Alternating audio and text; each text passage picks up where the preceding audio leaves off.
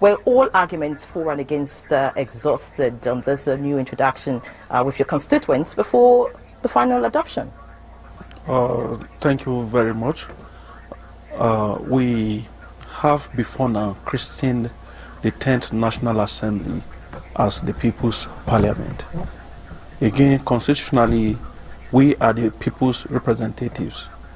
The vote that was casted for the 360 members of the House of Representatives and all the senators on February 25th, 2023 is for us to take decisive actions on their behalf. And as a matter of fact, we have all come to terms with the conclusion at this point in time that what we need as a people to move our great nation forward is the renewed spirit of patriotism. Patriotism that cuts across every segment of the nation, and patriotism that starts with the leaders of the country.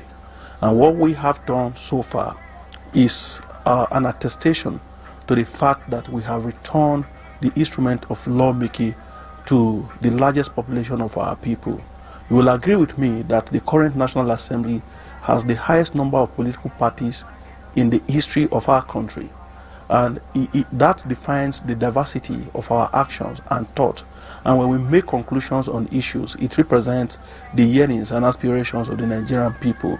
And coming back to the old national anthem, which we have now adopted, for the good and the well-being of our country as a nation, not just the instrument of patriotism, but some of the lines that we have to reflect on how we live as a people and the instrument of brotherhood. Now, talking about these lines, the lines of this anthem, which is now the new national anthem, what do you think, this return can stimulate amongst the citizenry? Yeah, one is the spirit of patriotism.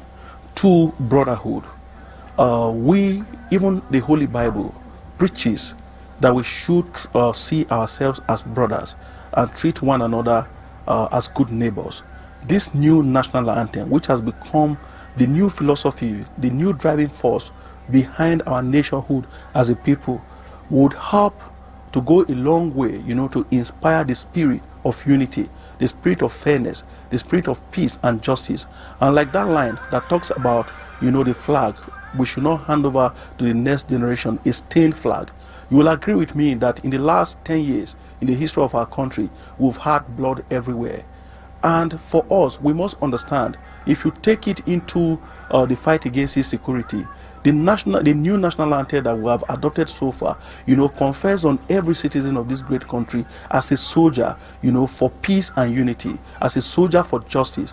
It therefore means that it is the duties that we own ourselves as a nation is no longer for the armed forces alone. It is no longer for our leaders. It has bettered a new regime where every citizen of this country is now seen to be equal, is now seen to have the duty and responsibility to make Nigeria a greater nation.